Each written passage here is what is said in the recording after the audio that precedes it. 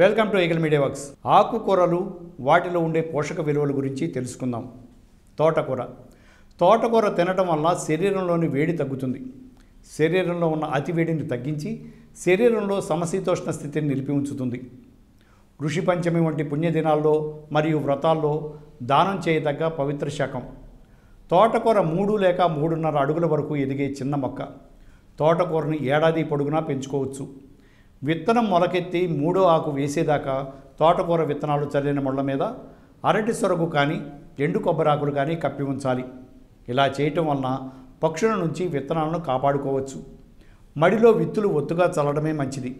లేతగా ఉండగానే నడుమ కొన్ని మొక్కలను పీకేస్తూ కూరకు ఉపయోగిస్తుంటే ఉన్న మొక్కలు ముదిరి బాగా కాస్తాయి. ఇలా ముదిరిన మొక్కల కాడలు కూరకి మరియు పులుసుకి కూడా పనికి వస్తాయి. తోటకూరలో అనేక రకాలు ఉన్నాయి. పెరుగు తోటకూర, కొయ్య తోటకూర, చిలక తోటకూర, ఎర్ర తోటకూర, ముళ్ళ తోటకూర మొదలైనవి. కొయ్య తోటకూర బాగా వేడి చేస్తుంది కాబట్టి దీనిని బాలింతలకు, నంజు వ్యాధి కలవారికి విరివిగా వాడాలి. వాతతత్వం కలవారికి ఈ కూర మేలు చేస్తుంది. ఉష్ణ శరీరం కలవారికి గుండెల్లో నొప్పి కొయ్య తోటకూరని మండు వేసవులు కూడా పెంచుకోవచ్చు. ముళ్ళ తోటకూర ఆకుల్ని పప్పుకూరగా వండి పెడితే బాలింతలకు పాలు బాగా పడతాయి. ఈ మొక్కల్ని తెచ్చి ఎండించి కాల్చి బూడిద చేసి ఆ బూడిదని బట్టల సోడాకు బదులుగా చాకలివారు వాడతారు. దీనికి కారణం ముళ్ళ తోటకూరలో క్షార పదార్థం విస్తరించి ఉందని తెలుస్తోంది. సోడా పెట్టి ఉతికిన బట్టల కంటే ముళ్ళ తోటకూర బూడిద పెట్టి ఉతికే బట్టలు చాలా రోజులు మన్నుతాయి మరియు సోడా పెట్టిన వాటికంటే ఇవి శుభ్రంగా ఉంటాయి. చిలుక తోటకూర పెరళ్లలో బాగా ఎదుగుతుంది.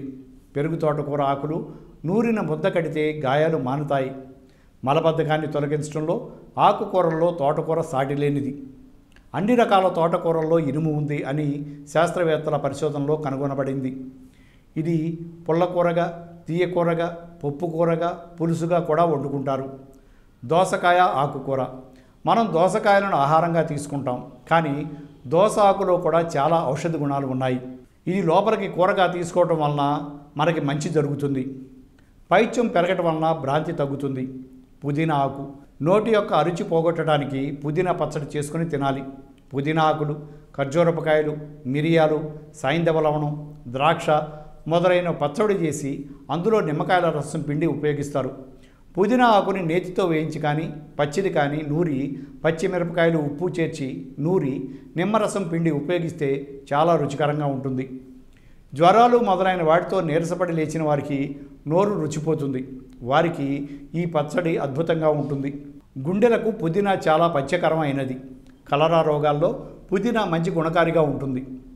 ఎక్కిళ్ళు మరియు వాంతుల్లో మొదలైన రోగాల్లో పుదీనా వాడదగినది. పుదీనా ఆకుల రసం తేనెతో కలిపి చెవిలో వేస్తే చెవిపోటు తగ్గుతుంది. కణతలకు రాసుకుంటే తలనొప్పి నయం అవుతుంది.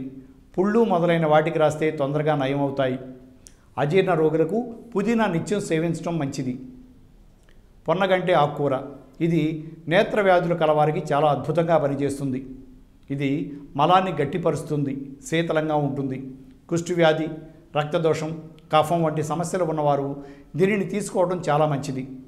జ్వరం, శరీరంలో వాపు, దురద, స్కిన్ సమస్య, వాతం, వాంతి, అరుచి వీనిని పోగొడుతుంది. హృదయానికి మేలు చేస్తుంది. ఇది చలవ చేస్తుంది. జ్వరతాపాలను, అతిదాహాన్ని తగ్గిస్తుంది. ఆవు నెయ్యితో ఉడికించి పొన్నగంటి ఆకుని కండ్లకు కడితే వేడి వల్ల కలిగే నేత్ర వ్యాధులు నయమవుతాయి. మూల వ్యాధుల్లో కూడా పొన్నగంటి కూర చాలా బాగా పనిచేస్తుంది. వేడి వలన వచ్చే తలపోట్లలో పొన్నగంటి ఆకు తలకు కట్టడం మంచిది. పొన్నగంటి ఆకు రక్తదోషాలను మరియు కుష్ఠరోగాలను నయం చేస్తుంది. మునగాకు. ఆషాఢ మాసంలో మునగాకు కూర తినాలి అని పెద్దలు చెబుతూ ఉంటారు. మునగాకులో 5000 యూనిట్లు ఏ విటమిన్ ఉంది అని శాస్త్రవేత్తలు కనుగొన్నారు. ఇది మలాన్ని గట్టిపరుస్తుంది, జఠరాగ్నిని పెంచుతుంది, కఫాన్ని, వాతాన్ని హరిస్తుంది, శరీరానికి వేడి చేస్తుంది, రక్తంలో వేడి పెంచుతుంది. కాబట్టి తక్కువ తీసుకోవటం మంచిది. మునగాకుని పప్పులో వేసి ముద్దకూరగా కానీ పొడికూరగా కానీ వండుకోవచ్చు. ఈ కూర దృష్టిమాంద్యాన్ని పోగొడుతుంది అని చెప్తూ ఉంటారు. శరీరంలో చెడ్డ నీరు తొలగించడానికి మునగాకు కూర చాలా బాగా పనిచేస్తుంది. వేడి శరీరం కలవారు ఈ మునగాకును వాడుకుంటే చాలా మంచిది. స్త్రీలు మెన్సెన్స్లో ఉన్నప్పుడు మునగాకు కూర పెట్టడం చాలా మంచిది. దీనికి కారణం స్త్రీలు మెన్సెన్స్లో ఉన్నప్పుడు శరీరంలో వాతం ఎక్కువగా ఉంటుంది. ఈ సమయంలో మునగాకు తినిపించడం వలన వాతం హరించిపోతుంది. మెంతి ఆకు. ఈ మెంతులు ఆశ్వేయుజ కార్తీక మాసాల్లో చల్లితే చల్లిన నెల 15 రోజుల్లో మెంతికూర ఉపయోగించడానికి అరువుగా ఎదుగుతుంది. నల్ల నేలల్లో శీతాకాలంలో వేసిన మెంతికూర చాలా రుచిగా ఉంటుంది. మెంతికూర పచ్చిగా ఉన్నప్పుడు కానీ ఎండబెట్టి ఒరుగు చేసి కానీ ఉపయోగించుకోవచ్చు. రక్తపిత్తం, అగ్నిదీప్తి, మలాన్ని బంధిస్తుంది, బలాన్ని కలిగిస్తుంది. జ్వరం, వాంతి, వాతరక్తం, కఫం, దగ్గు, వాయువు అనగా వాతం, మూత్రరోగం, క్రిమి, క్షయ, శుక్రం వీటిని నశింపజేస్తుంది. ఈ ఆకులు నూరిన ముద్ద కాలిన పొడ్లకు, వాపులకు పట్టు వేస్తే చల్లగా ఉండి మేలు చేస్తుంది. ఈ మెంతికూరల నూరి ముద్ద కడితే వెంట్రుకలు మృదువుగా అవుతాయి. వెంట్రుకలు రాలే జబ్బు తగ్గుతుంది. మెంతికూర స్త్రీల గర్భాశయాన్ని బాగుపరచడంలో, ఋతుస్రావాన్ని అదుపులో ఉంచడంతో మెంతికూర బాగా పనిచేస్తుంది. ఈ మెంతి ఆకుల వల్ల కలిగే దోషాల్ని పోగొట్టడంలో పులుసు వస్తువులు వాడాలి. Thanks for watching eagle media works. Like and subscribe Eagle Health and Beauty.